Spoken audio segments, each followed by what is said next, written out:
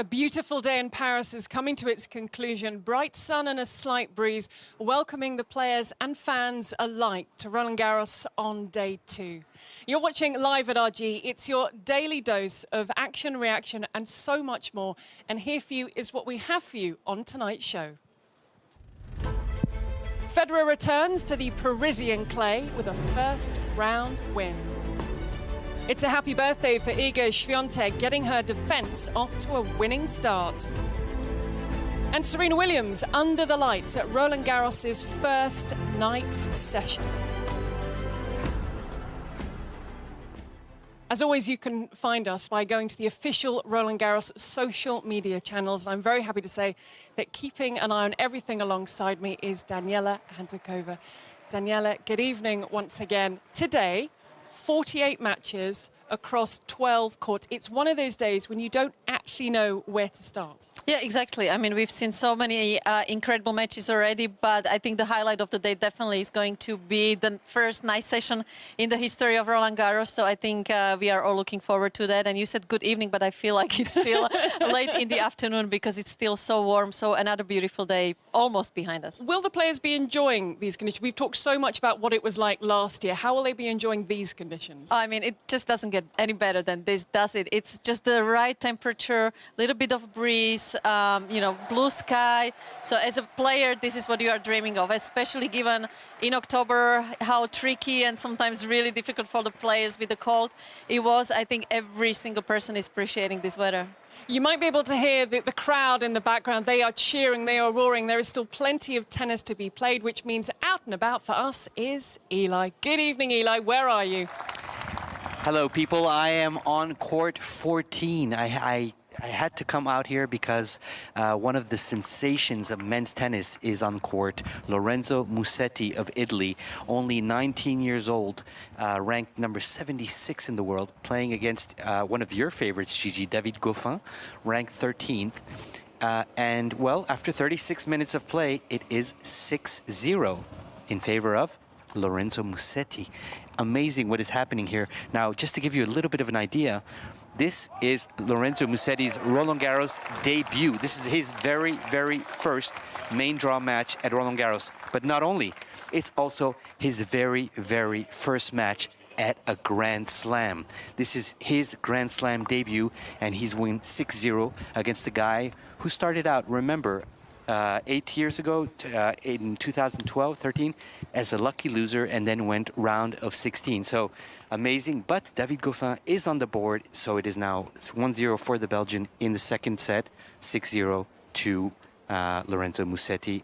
We're going to leave you here, and we're going to take you elsewhere for the next time we meet. Thank you very much, Eli. Out in the sunshine, enjoying the evening. It's incredible to think it's Lorenzo's first slam. I mean, I feel like we've been talking about him for quite some time. He's got so much potential, so much talent.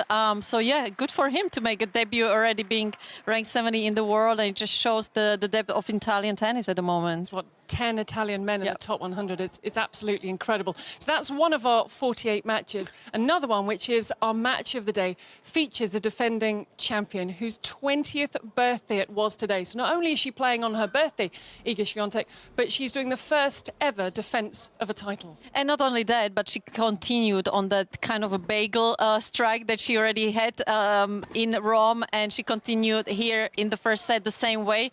I mean, to come out as a defending champion and play that way is just so impressive, shows mentally how strong she is, and to me that was very impressive because there is so much pressure, expectations on her shoulders, and to be able to deal with all of that at the age of just 20, that we can say from today, just incredible performance. And I feel like, you know, she's moving faster than last year, even more solid with her ground strokes, so she's going to be super, super difficult to beat. And I know we're going to be talking about this a little bit more in depth a little bit later, but it's the way she handles the pressure, the way she handles, she's up there with Polish sports stars like Robert Lewandowski, achieving the greatest achievements you can get in Poland for what she's achieved.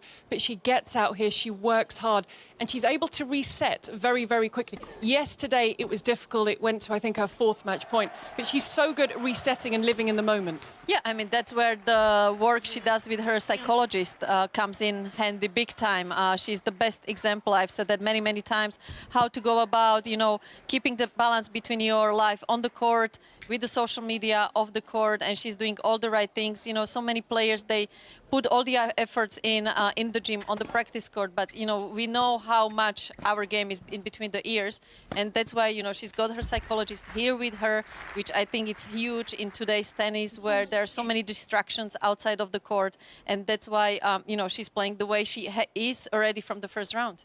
And it's her attitude. Her best friend from junior tennis coming through to the senior ranks is Kaja Juvan, who she was up against today, and she said, yes, it can be difficult, but once I step onto the court, we're enemies. This is an individual sport. Yes, that's where she's such a professional, you know.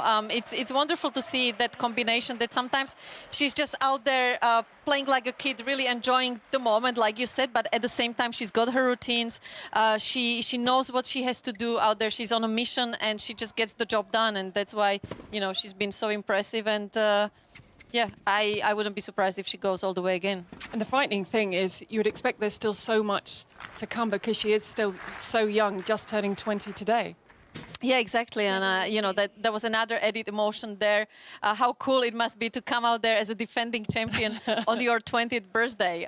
You know, it's definitely a day that she will never forget, how she's been able to celebrate her birthday out there on the Philippe Chatrier. It's such an aggressive style, isn't it? The way she attacks the ball, she's always moving forward. She's always looking to be aggressive. It's aggressive, but at the same time, she creates a beautiful spin on that forehand side. The backhand, we know it's been always very solid, but with the forehand, it's where she does all the damage. And also today was a little bit windy, so quite tricky.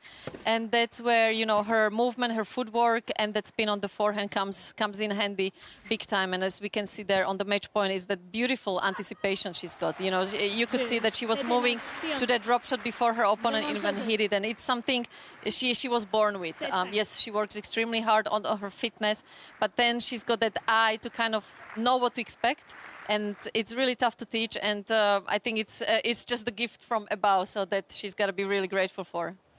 She has got a long way to go, but she's looking to be the first player to defend a Roland-Garros title since Justine Henin back in 2007. But she's done the first job, and that is winning her first round match against her very good friend in Kaja Juvan, 6-love, 7-5. Juvan actually stayed for a little bit of the on-court afterwards because it is the birthday and everyone sang happy birthday. But here for you is a little bit of what Swiatek had to say to Marion Bartley on court. You know, on one hand, it was pretty normal because you're going on a next tournament, you're playing next match, and the courts are similar. The opponents are, you know, the same girls that we are seeing basically whole year. But you never know what's going to happen, and I've never was a defending champion, even on like the smallest tournament. So yeah, I didn't know what to expect, and I just tried to keep my routines and just, you know, work as I was working for the whole season. Now, not long after the match had finished, Dani was able to sit down and have a chat with Daria Abramovic, the sports psychologist who's been working with Iga Swiatek.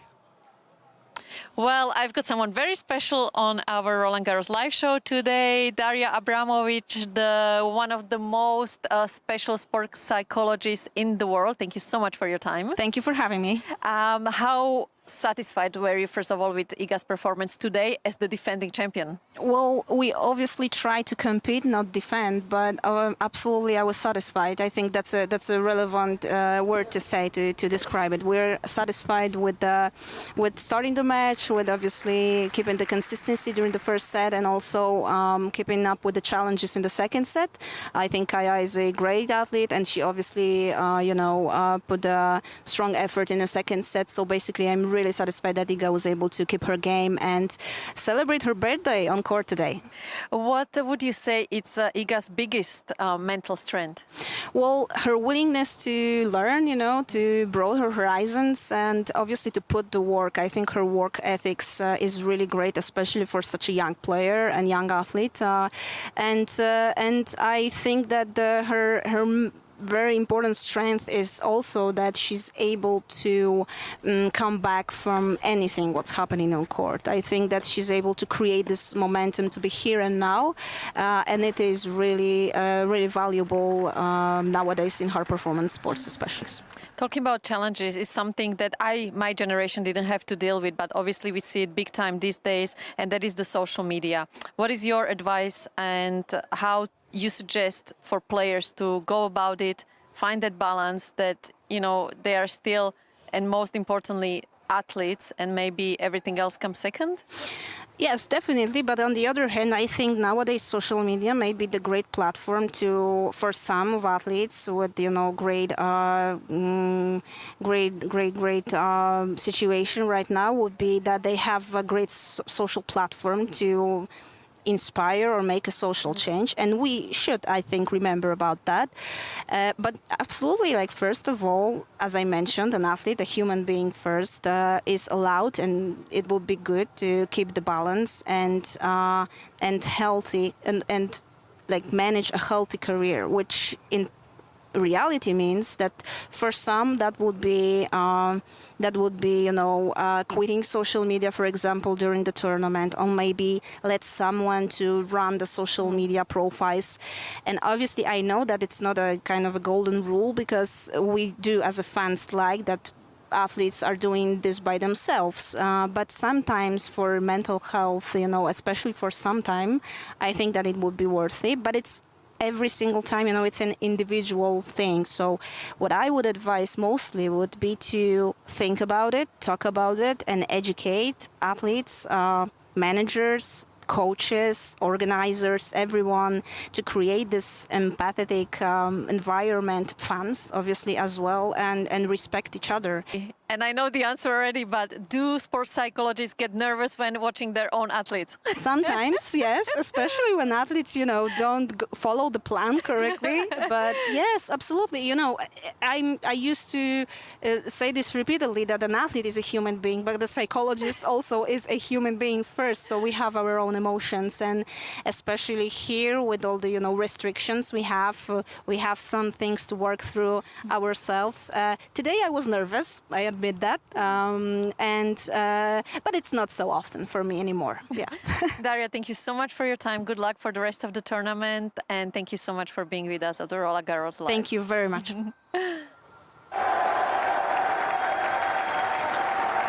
As we welcome Jo-Wilfried Tsonga out onto Susan Longden. The big question with Jo-Wilfried Tsonga: is this going to be his last Roland-Garros? We're going to be keeping an eye on the match while we're on air. Then you can follow it on Radio Roland-Garros or the official website.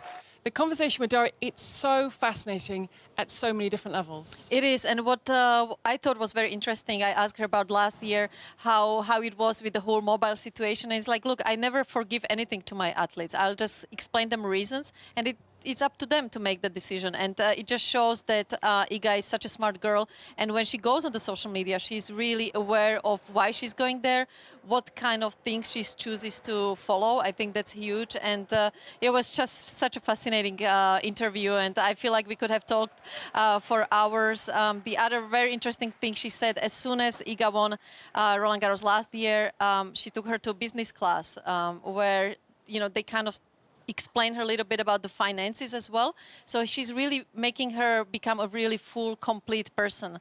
And I think that is so much more important than any trophy you're ever going to get. No, I agree. I think that's very, very important, because it is life-changing, especially when you win a Grand Slam, and especially when you are so young.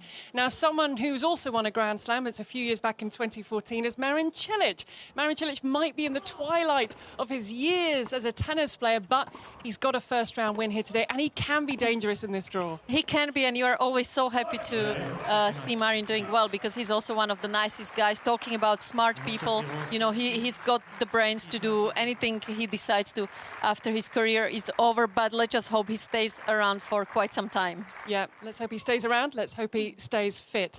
Someone else who we hope stays around for as long as he possibly can, and after 487 days away from playing a Grand Slam match, Roger Federer is back in Grand Slam action. I mean, Gigi, this was so impressive. When you think about someone that's 39, the oldest player in the men's draw, and to come out being for such a long time away from the matches, and play that way, it's just incredible. Obviously, he also did have a good draw playing Istomin. You know, he hits the ball quite flat, gives Roger a really good rhythm. So I think this was a perfect first round matchup for Roger, but still he had to get the job done, didn't face a break point, and to me, physically, he looks so fit.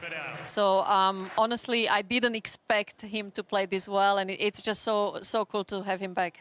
As you said, he didn't face a break point. 48 winners in total, just the third tournament of the year for Roger Federer, but he is up and running, as is the man who says he really doesn't like clay, and Daniil Medvedev. Well, hopefully after this match he changed his mind a little bit, because to me, I just don't understand why he would hate it that much. You know, he's super fast around the court, he's got a light frame, so it's not too much effort. Plus, he really play his chess game, where on clay he's got so much time to use all his wonderful shots he's got in his game, and it was really fun match to watch because from both guys, I mean, they were coming up with some incredible fun shots. It was always going to be an entertaining one.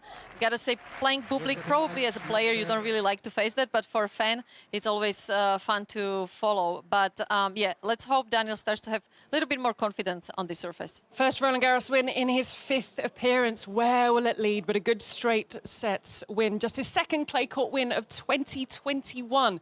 The other one coming in Madrid. Bianca Andreescu, I never know if it's a surprise if she goes out. She struggles with problems. She pulled out of Strasbourg quarter-final with an ab problem. And in Tamara Zidansek, she was playing someone who loves this surface. I mean, we have to say Zidansek can play so well, especially off that forehand side, as we can see here. It's such a dangerous shot. She, yes, makes a lot of mistakes on that shot, but also she creates so many winners. So it was always going to be a tough one for Andreescu. But like you said, you just never really know what to expect from her these days. You know, all those injuries that kind of don't let her get into any momentum.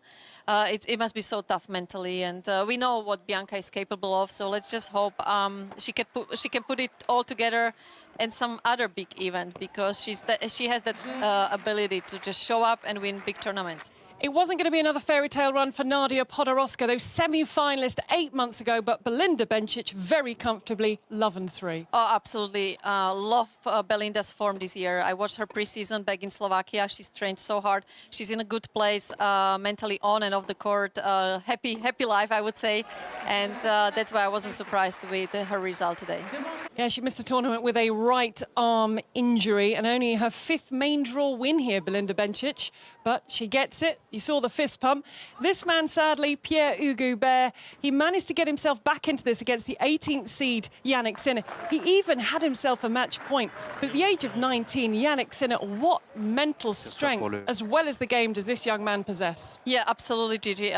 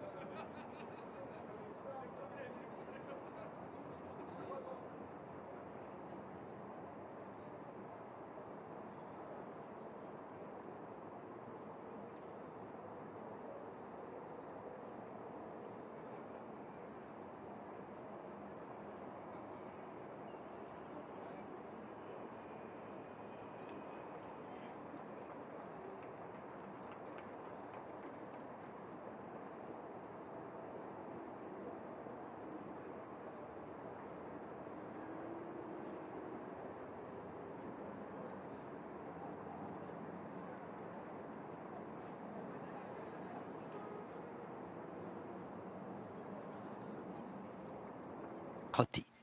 Yoshi. I'm just going to go with Yoshi. Nishioka. It is nice and warm here. Hardly any wind.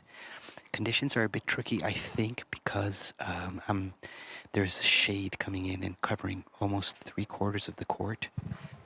Joe is behind me serving. He's up 40-15. He started the game with an ace, and that's it. He's up 1-0.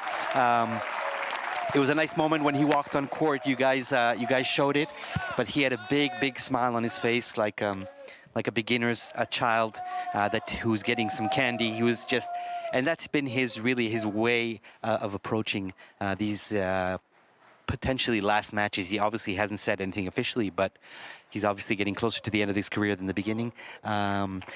When the announcer said his name during warm-up, he got a big round of applause. Again, smile on his face. Couple of numbers real quick, just to honor the guy. This is his 12th Roland-Garros, 46 Grand Slam overall. Made the semis twice in 2013 and 15. Made the quarters once against Novak Djokovic and had a match point. Everybody in France remembers that one. That was a sad one. He is the record holder, French record holder for wins in Grand Slams. And this, if he wins today, would be win number 122. So just a giant career for a huge guy who means a lot for French tennis. And let's just hope he can just keep going for a little bit more, because there's something more about him than a regular player.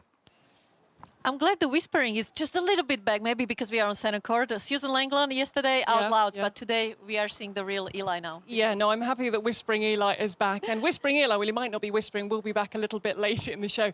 Now, before the tournament, when he wasn't whispering, Eli got the opportunity to put some of your questions to some of the players taking part in the tournament. And here for you is what a few of them had to say. Millie on my wrist, I bust it down. Got a check, need another now. I can never get enough.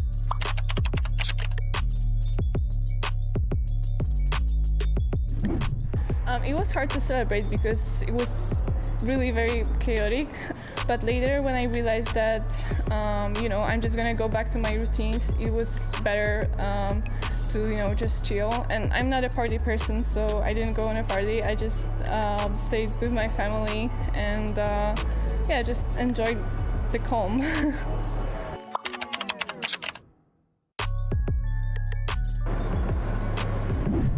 think it's the same crap.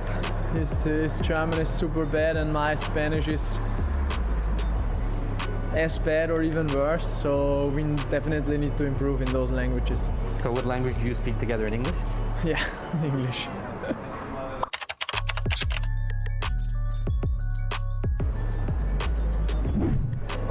À 10 ans, on a un peu cette insouciance, on rêve d'y arriver, mais on ne sait pas si on va y arriver. Et en même temps, on ne se préoccupe pas du stress, du regard des autres, comment faire. Et après, ça change un peu, mais il faut croire en ses rêves, travailler dur, prendre un jour après l'autre et surtout s'amuser.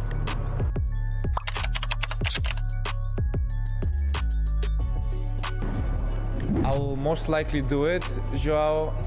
I would like to do exactly what Guga Kuerten did almost 15 years ago, I'd like to believe, or maybe even more.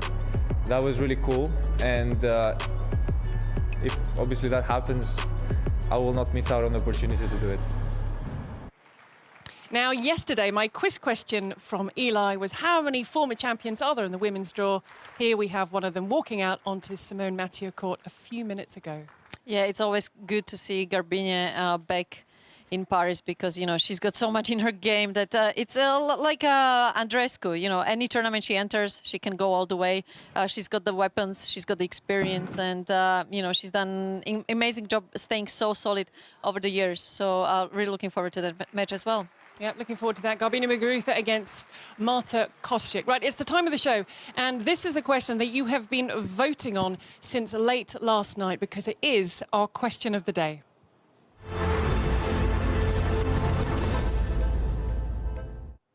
So here we go. Does playing night session add extra pressure for the players? Your experience, Danny, of playing at night, and how did you feel? Yeah, I wouldn't say extra pressure, but extra excitement, definitely, because you feel like everyone's watching. Even, you know, you realize that all the players might be back in the hotels, and sometimes we like to turn on the TV and see who is playing the night session. So I think that's most likely on the back of your mind. And it takes time to get used to it, at least in my case. I remember first time I played against Serena, night session in US Open. I was so excited just to be out there. I saw myself on the big screen that I actually forgot to play the match. So, but once I got used to it, I actually always loved it. Now the tricky part, obviously, about that is the recovery afterwards, and also how you go about it during the day to get ready.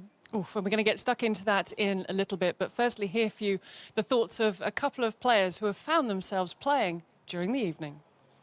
I like it. I really like it because it's like a totally different vibe on the court, and I like playing like match of the day or something. So it's okay for me, but the hardest thing for me is, you know, changing my routine and waking up later and then doing a nap and then, you know, resting for the whole day because you don't want to get too tired and you don't want your mind to be too busy before the match.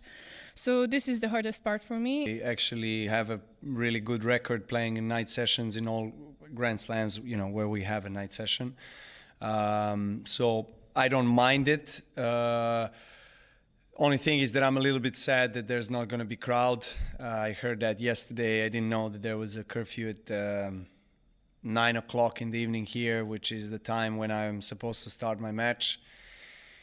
Playing in front of an empty stadium in a Grand Slam will not be fun, but you know, hopefully I can win the match and then you know, have an encounter with a crowd in the next round. Now, not that necessarily the people voting have experience of playing a night session at a Grand Slam, but we asked them to vote anyway, Danny, and they're, as you see there, they're just leaning towards they don't think it is. They probably go with you. It's more excitement than pressure. Yeah, it's excitement, and like Iga was saying, it's managing your day because it can get a little bit longer, especially when you are early bird like I am. And I was terrible with napping in the afternoon. So to me, I felt like I played the match at least 10 times in my head by the time I got on the court, and mentally it can be draining. So it's about, you know, finding the right routine, especially before the match. Normally what players do, if they are not staying too far from the side, they come early in the morning to have a hit on the court where you're going to play the night session, then go back to the hotel, have lunch, and kind of try to a little bit sleep or just put on a TV show or whatever, and then come back for the second warm-up. So it kind of makes it a little bit tricky to prepare for the match, but then the excitement levels are super high. And they are very high this evening because all of us who have worked at Roland-Garros, we've been here late into the night, but they were not official night sessions. Tonight is the first official night session at Roland-Garros.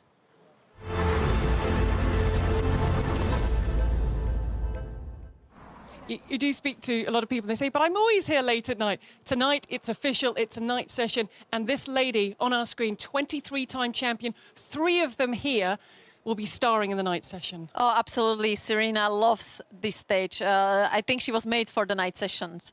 I think when I think about her career, most of the matches that come to my mind are definitely the night session ones. Even the ones I played against her are the most memorable ones. So definitely, I think she's going to feel also very honored to be the first match ever in Roland-Garros to play for the night session. So I think definitely a very special moment, even in her career.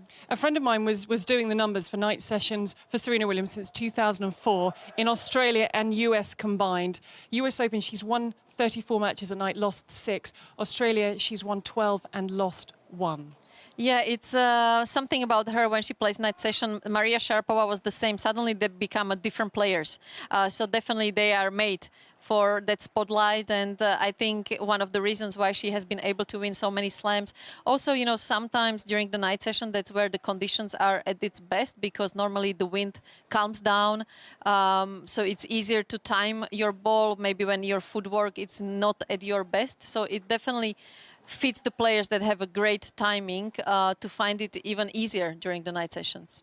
Now, we thought with this being the first official night session here at Roland-Garros, this would be the perfect place to put this evening's Eye of Daniela.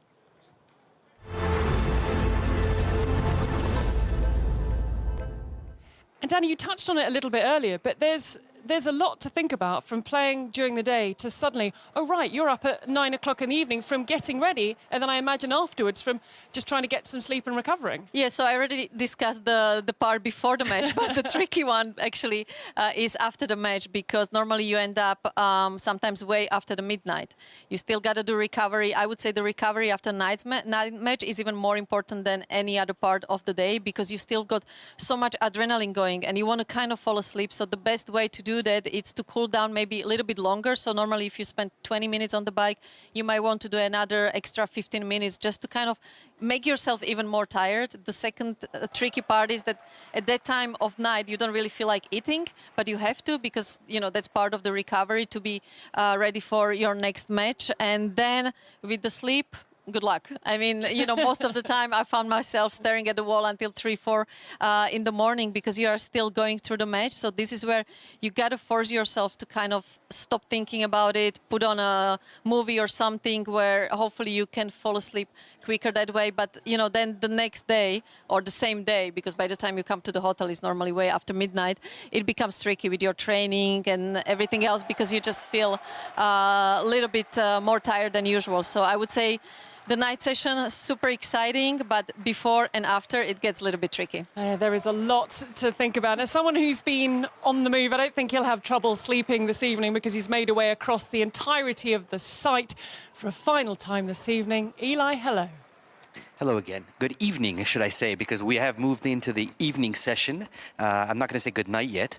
We're here on the 6th floor of Court Philippe Chatrier, one of the more beautiful places. The view is amazing. Looking this way, you can see the court behind me. What you don't see that I see is all of Paris on the other side. Pretty amazing. And yeah, they're getting this court ready for the first official night session of Roland-Garros between Serena Williams and Irina Begu. Two have met in the past once, and it was in 2016 in Rome, semifinals. Serena won that and went on to win the tournament in Rome. In fact, that's the last time she won a clay court tournament. So interesting to see if maybe this is a good omen for her. Will this be title number 24 because she's playing Begu on clay? We'll see. Not sure, but we'll see. Just a few words on the night session. There are going to be 10 of them. Unfortunately, as Novak said, the 9 first will be without crowd due to curfew, and that's just how the cookie crumbles. The curfew will be moved to 11 on June 9th. Tournament had anticipated that a bit, and that's why also they moved the week forward. So the last night session will be with crowd. What else to say? Not much. Just going to be enjoyed. More Roland-Garros, more tennis. In the meantime, I'm just going to go get a drink because there's a very nice cafe here. So I'll see you guys later. And bonne soirée. Bonne soirée. Oh, that's lovely, isn't it? Can I just ask you, as Eli heads off for his coffee, what expectation is there on Serena Williams coming into this tournament? I don't think there should be too much of expectations. I felt like in Rome, she was really struggling to find the rhythm, and obviously clay, even though she's won this tournament 3 times, it's not really her surface. So I think a little bit similar to Roger, trying to build up the momentum for grass, and for that you need a lot of matches. So I think, you know, her ambitions should be really to try to get as many matches in as possible. Having said that, you know, she's won how many Grand Slams that she's capable of doing that anywhere she enters. But I think this year it's just going to be really tough for her. So we're looking forward to the night session this evening. Let's take a look at what's in store for us tomorrow. I believe there might be the odd shower around, but we're going to ignore that for now and focus on the joys of what's to come. Elina Svitolina kicking things off on Philippe Chatrier. Then we've got world number 1 and former champion Ash Barty. She didn't come and defend her title last year because she stayed in Australia. Then we've got Rafa Nadal. And then the night session is headlined by Novak Djokovic. And if we move over to Susan Longland to see what's in store, and if you're a French tennis fan, that, Daniela, is a ticket you'll be looking at for tomorrow. Oh, yeah, absolutely. But again, like you said, Gigi, there is so much to choose from that I don't even know where to start. But I got to say, again, I'm once more time looking forward to that night session because it's something new. It's so special. And seeing Novak back, you know, Rafa has been here already for quite some time, and we kind of know what we're going to get from him. So really looking forward to watch Novak tomorrow night. Shall we go and cool off and join Eli for a drink in the cafe? Please. I mean, it can't be any hotter. I feel like I'm actually playing a match, but hey, no complaints. As long as the sunshine is out, good times. Danny, thank you again. And don't forget, the Live at RG is with you every night throughout the tournament at 7 p.m. local time. We'll have live match points as we brought you. We'll tell you the action that's going on. We'll tell you the action that's happened. We'll hear from special guests, and we'll be previewing the night session tomorrow featuring Novak Djokovic against Tennis Sangren. And look out for our question of the day. Danny normally posts it on her social media accounts. It'll also be on the official Roland-Garros media accounts. And to follow the rest of today's action, the website, the app, and Radio Roland-Garros. But until next time, thank you so much for your company. Bye for now.